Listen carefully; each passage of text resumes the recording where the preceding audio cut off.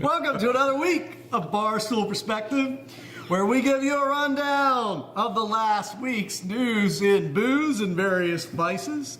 We're coming at you live from the doomed United States of America, hopefully soon to be the 11th province of Canada. Mike, we don't talk politics on this show. I'm just telling you.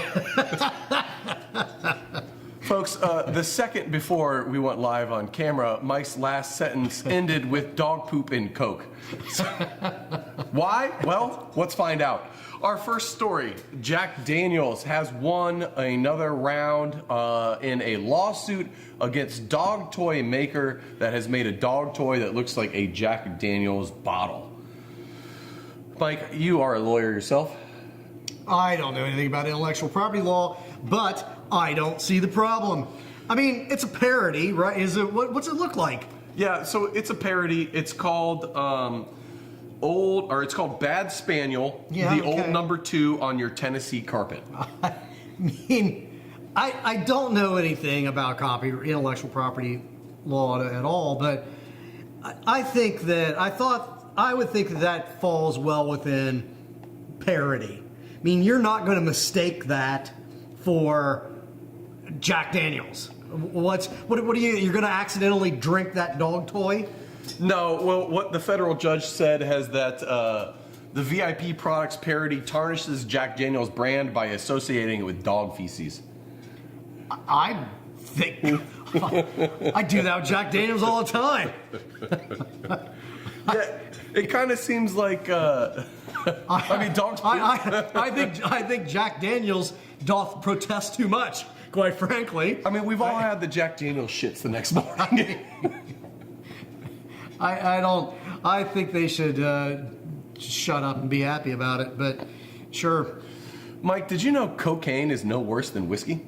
Yeah. Well, as the country's foremost expert on cocaine, then it will come as no surprise what the Colombian president has recently said. Yeah, he has I think, interesting. It seems radical. He's got a couple of great quotes, but it also, this merits discussion. Yeah, so the Colombian president, Gustavo Petro, has come out and said during a live broadcast of a government reading, I'm going to read a little bit from here, so if you see us not looking directly at you, that's why, for those who are watching. I will look directly at you. Thank you, Mike. He has said that cocaine is no worse than whiskey, and that scientists have analyzed this. Cocaine is no worse than whiskey, and that the entire global cocaine industry could be easily dismantled if the drug was legalized worldwide. Quote, if you want peace, you have to dismantle the business of drug trafficking, and it could be easily dismantled if they legalized cocaine in the world, and it would be sold like wine. There are 2 caveats to this. 1, 9 out of 10 of those scientists were coked to the gills. The second one is that unless how you do coke has changed in recent years, it's not the same experience as wine. I mean, I don't really recall. Let's say perhaps if I did it sometime in my youth, the process involving a lot of there was sniffing involved.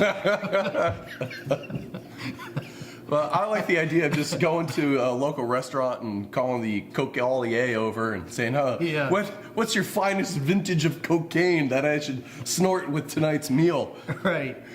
We joke about it like we're against it, but in reality, it's not a hot take. He's not wrong. No, I mean, I think that there is a bit of a leap of logic there, and that we're just going to start selling it in your neighborhood bar or whatever. But decriminalizing it does make a hell of a lot of sense. And he is correct. I mean, it's just like Prohibition. Prohibition did, in fact, reduce alcohol consumption. A lot of people think that it didn't, that we just drank more, etc. That's not true. Prohibition did decrease alcohol consumption. It's just that the trade-off wasn't worth it. And it's the same thing with the war on drugs. You know, the trade-off isn't worth it. And he says some things about fentanyl, you know, which is essentially like, what's the trade-off? Fentanyl's the real problem. What's the trade-off for, you know, those who don't know that you're referring to? I mean, all of the drug cartel violence, you look at the way that a lot of these South and Central American countries have just collapsed into anarchy and violence. They're ungovernable. They're not good places to live. They're a big part of why so many people are trying to migrate to the United States, because the countries they're in are unlivable, and they're unlivable because drug cartels have taken them over, and the drug cartels have that power because we criminalize cocaine, but we still love the smell of it. And so, you know, the trade-off is... It's funny because cocaine's odorless. The trade-off is that we would lose, we could gain back actual governability of a lot of these places and take back a lot of societies. Make cocaine safer. And make cocaine safer. You know, you're not going to have coke laced with fentanyl. You could have safe cocaine. And is it no worse for you than whiskey? You know, I think that depends on how much whiskey you're drinking. It depends on how much cocaine and you're how much sniffing. and how much cocaine you're doing. So maybe, you know, it's not like coke is good for you. I mean, it does bad things to your heart, and if you do enough of it, it'll kill you. But I think he actually has a valid point. Yeah, he actually goes on to mention fentanyl as being a way bigger drug crisis and it being totally legal and encouraged through the federal government of the U.S. Yeah. He's basically throwing the U.S. under the bus here for not getting behind legalizing it, and Europe as well, the Western world largely. I think he's calling us out. Yes, justifiably. Yeah. Our dumbass war on drugs has ruined a lot of countries. Mike, Julia wants to know if you are in agreement with her that they should put the Coke back in Coca-Cola. Yeah, sure. I mean, it's not going to be any worse for you than all the sugar in it. No, he's not wrong. It's a great take, and nothing's going to change, though. Cocaine will, in fact, remain a hell of a drug. Mike, if I told you 2 in 5 people in the United States said they were going to participate in Dry January, how many would you guess actually went through participating in Dry January? 2 out of 5 said they would? Yeah, 40% of people said they would. 1 out of 5. 1 out of 10. 10% actually went through a Dry January. 30% of y'all, a third of drinkers, need to really take a look in the mirror. Yeah. And ask yourself, am I serious about what I'm doing or not? You know, it's like the war on drugs thing. Really, we can pretend or we can just be honest. I mean, we boycotted Dry January from January 1. Yeah, we did. I mean, that's the way to do it. That's the way to do it. Why? Yeah, don't lie to yourself. Just quit lying to yourself. Would support small businesses, give up resolutions. Like, if you need to wait until one time a year to go have a resolution, and like this one night a year for whatever reason, where I got shit-faced drunk and woke up the next day, I decided to change my life. Well, that's just every other weekend for myself. So like, you don't need to follow through on those resolutions. Just stop making them, because you're just going to be disappointed. And really, you're what? You're going to deprive yourself of some happiness right now so that you're healthier for the future? I got news for you, people. The future ain't looking that good. Get your drink on. Oh, boy. Peas. Mike, peas. I'm against them. How the hell are you supposed to eat them? Like, I can't get them to stay on the fork. Like, they're difficult. They're difficult food. Yeah, they are. But they make brewing sour beer easier, apparently. Well, I would maybe eat them in a sour beer, but how so? There's a new study that came out that says the sugars found in peas is readily digested by lactobacillus bacteria, which is what makes sour beer sour in a lot of cases, but not so much by yeast. So by using peas in your sour beer, you can make sour beer quicker. How does it taste? Like peas. Delicious. I think there may be the rub in your process. They do go on to explain in this article that the key is to make it not taste like peas is use a little bit of pea, but then you have diminishing returns on it and blah, blah, blah. Long story short, we're not going to be drinking pea beers anytime soon. Unless you're from Lithuania. Did you know there's a history of making pea lagers and ales in Lithuania? Oh, no, that's peeing in your beer. No, I didn't know that. It's been a while since I've been to Lithuania. Actually, I couldn't even find it on a map. I have no idea where the hell Lithuania is. I know it's a country. Somewhere over there.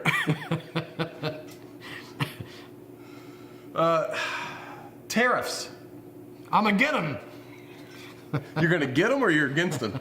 I'm against. Actually, I'm not against them. If they're, I'm okay with rational, sane, policy-driven ones. So, like the tariffs that did not go into effect as of 2/7. Yeah, like those were not. They were not. But a couple things, industries have come out and been like, don't do this. This is going to be terrible for our industry. And there's some really fun numbers that I want to throw your way as a result. 45% of the entire United States liquor export market is Canada? It's Canada. Holy God. Yep. They're our number one liquor export market as a whole for beer, wine, and liquor combined. Mexico, number 5. Mexico, I didn't realize, I thought we just brought beer up. I didn't realize we sent it back. But apparently Mexico buys a bunch of American liquor and beer. Guess some of them hate tequila too. And on the reverse, if we're tariffing shit coming from Mexico, 82.5% of all import beer sold in America is Mexican. That is crazy. It's astonishing. Yeah.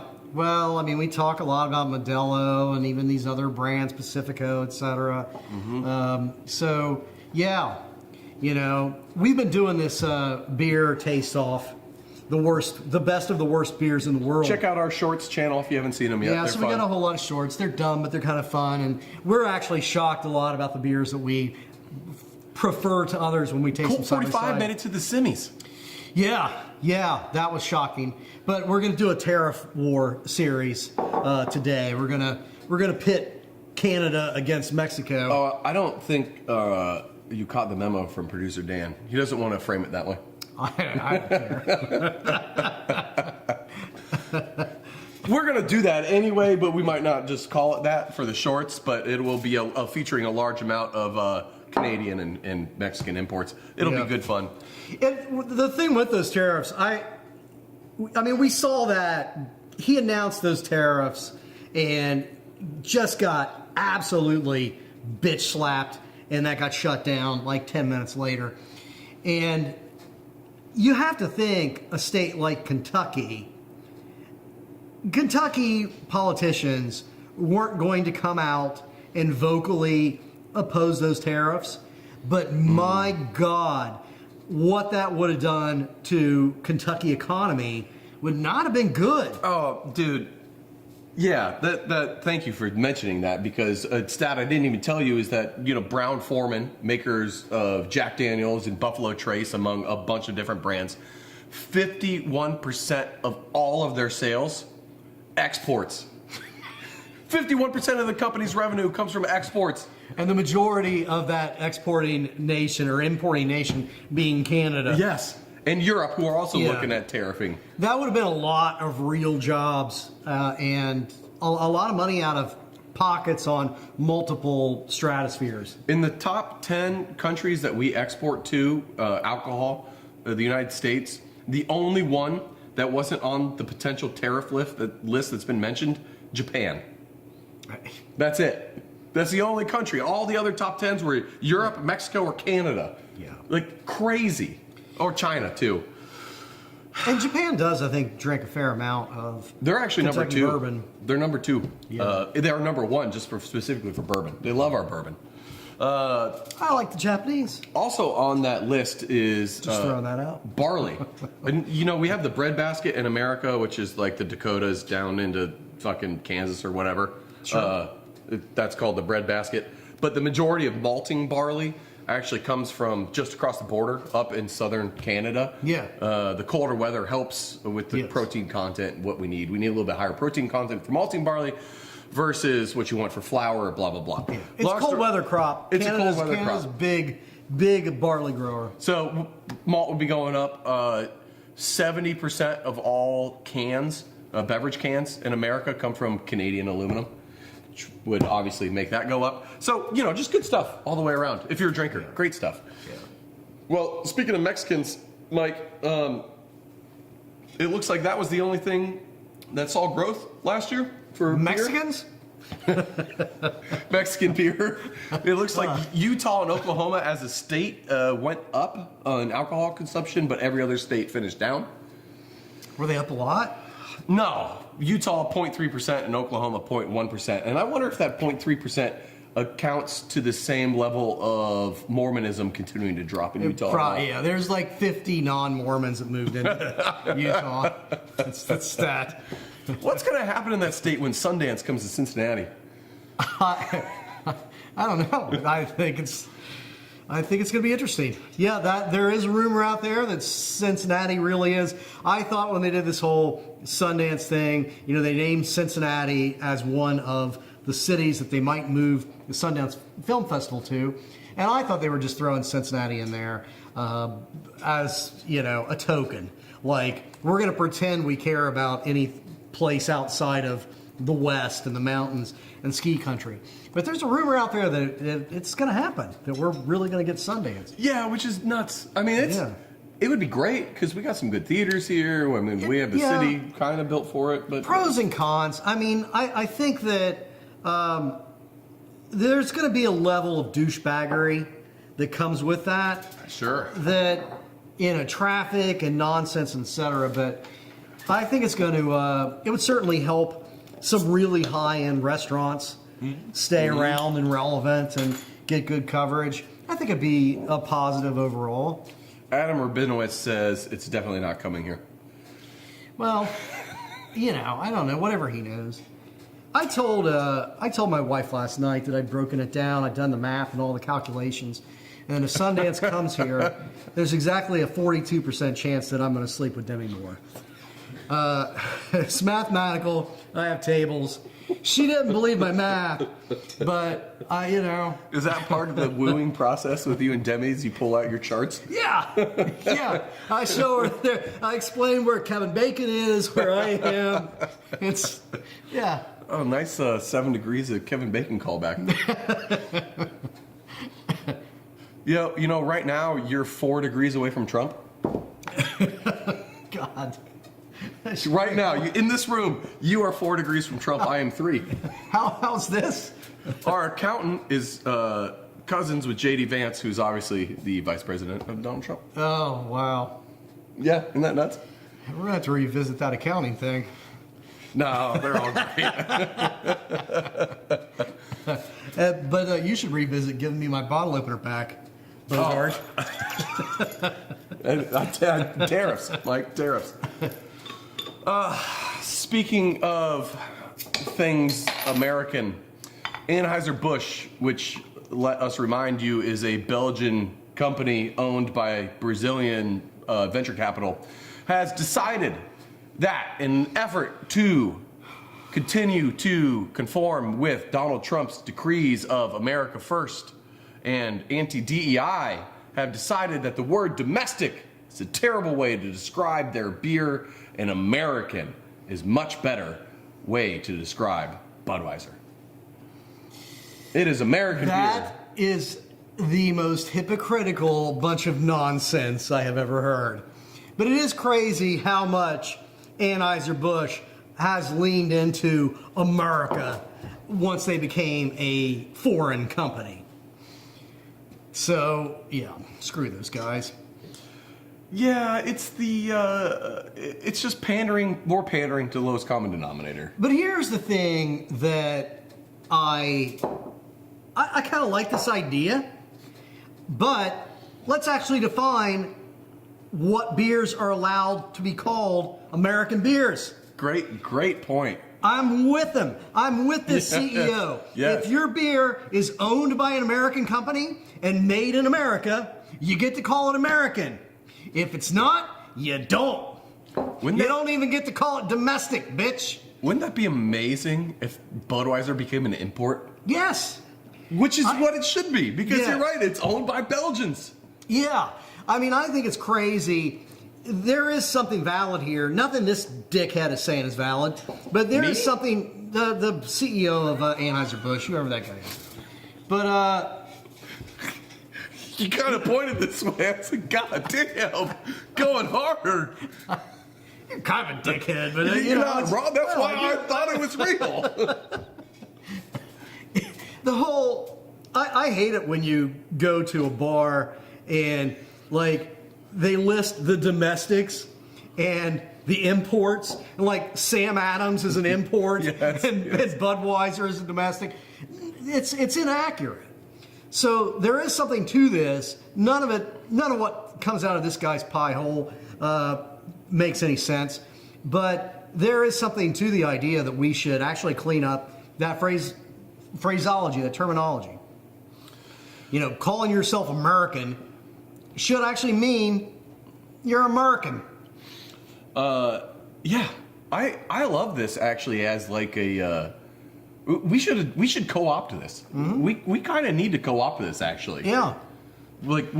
I love this a lot. We'll figure something out. If you guys have ideas on how we can co-opt this better, leave a comment or shoot us an email if you feel like being older. BruceGuys779@gmail.com if you have questions or whatever too. But let us know how we can co-opt this shit, because I love this idea. I would love it if when those dickheads change the name of Budweiser to America every July, which they've been doing since they became a foreign company, if their label had to say, America, a Brazilian brewery. Yeah, and Gnarly Gnome brings up a good point, and he says he hates when they do like domestic happy hours, but like domestic craft is never included in that. Right. Like if we're talking domestics here, well then anything domestic, let's go. What the hell? Yeah, support America. Support the beers that are actually made here. Yes. Which are the crafts. Yes. Oh, and that actually does wonders too against like fighting this like large bullshit global corporation crap, because like. No, I guarantee 99% of people in this country don't understand or know that Budweiser is not American anymore. And that Coors isn't American anymore. Coors is seeing this whole big, Coors Banquet is seeing this big resurgence. It's apparently become like the new PBR. It's like the new thing that hipsters are drinking, which I don't really get, because I don't think it's, I think that if you're going to go for one of those large domestic beers, Miller's beats the hell out of Coors. Several other beers do. But that aside, those guys are seeing this big resurgence. Coors is not an American beer. Budweiser's not an American beer. I mean, none of those big old American brands, none of them are American anymore. Yeah, that's a great point, and it's really depressing. I mean, we got Yingling. Yeah. Yes, we do. That tepid response is exactly what I was expecting. Mike, Diageo has spent $23 million on a bet that zebra striping isn't just a fad. Well, Brett, $23 million is a lot of money. But Diageo previously bet heavily on P. Diddy. So their judgment really can't be questioned.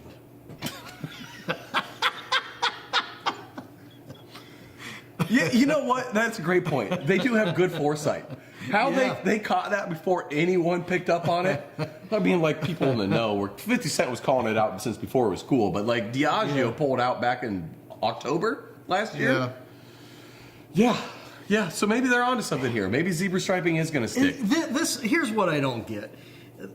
What they're betting on specifically, they paid $23 million to buy the part of a non-alc liquor maker that they didn't already own. So I don't know how much they paid for it total.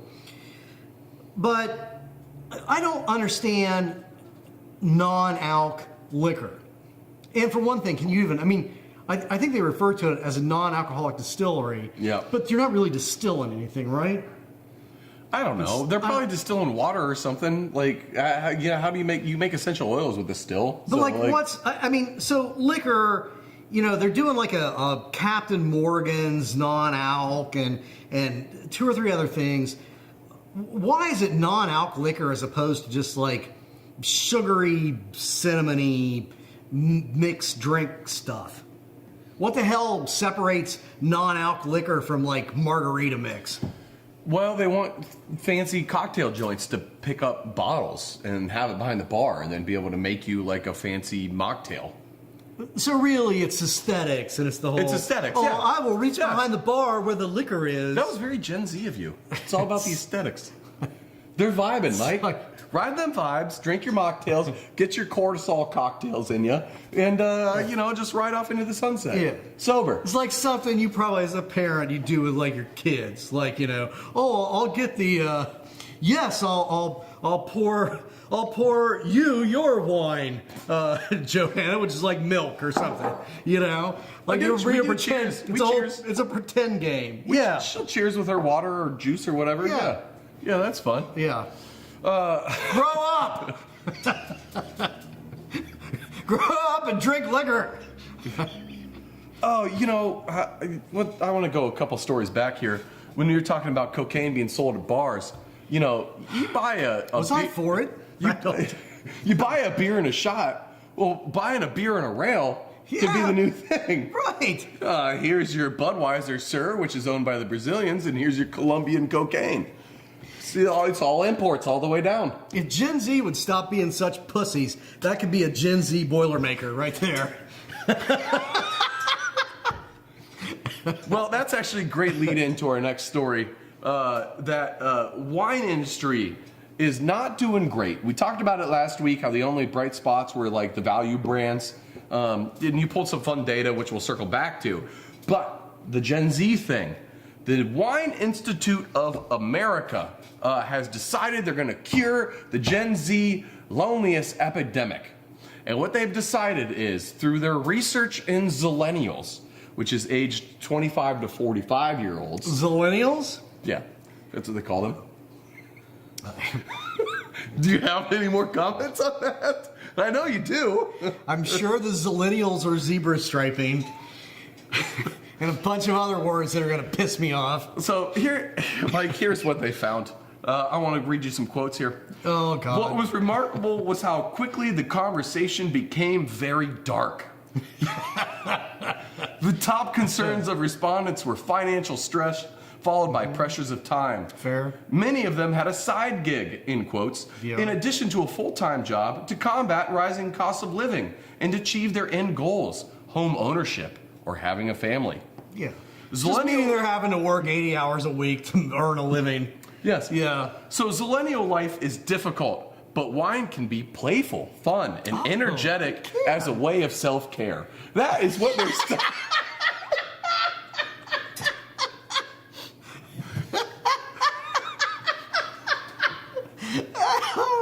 Oh, yeah. So Gen X just calls it mommy juice.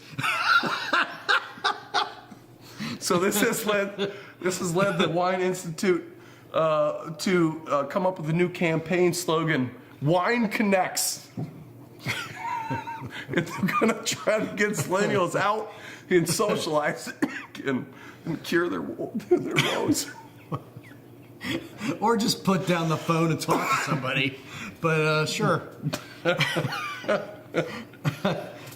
They're just going to wind up being all wine drunk at home on the internet. Yeah, so you don't have faith in this new tactic? No, I mean, drink more wine, I'm fine with it. I think actually, oddly enough, what might be the biggest answer to that loneliness issue is going to be all this Project 2025 stuff that we're seeing wind up as legislation. They're going to eliminate internet porn, and that That's going to be the thing that brings That'll drive Gen everyone- Z back out of yes, yeah, That'll drive everyone out of their homes, back to the bars where they belong. yeah, right. Makes sense to me.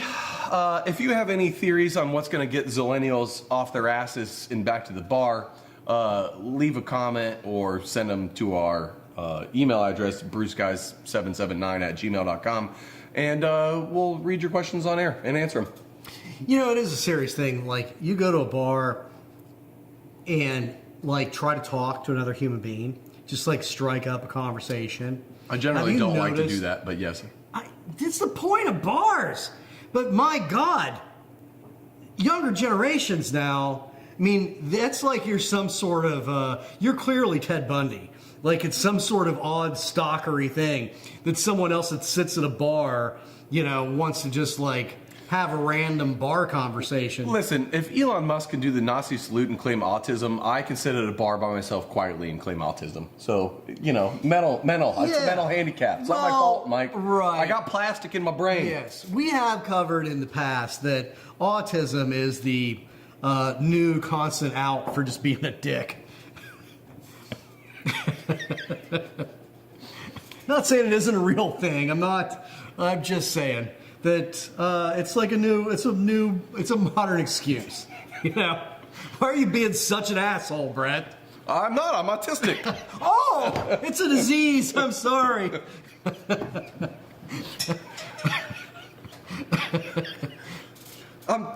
Let's just end it here because I got some more jokes that I don't think are going to get any better. So it's been a great week. We'll see you next Friday.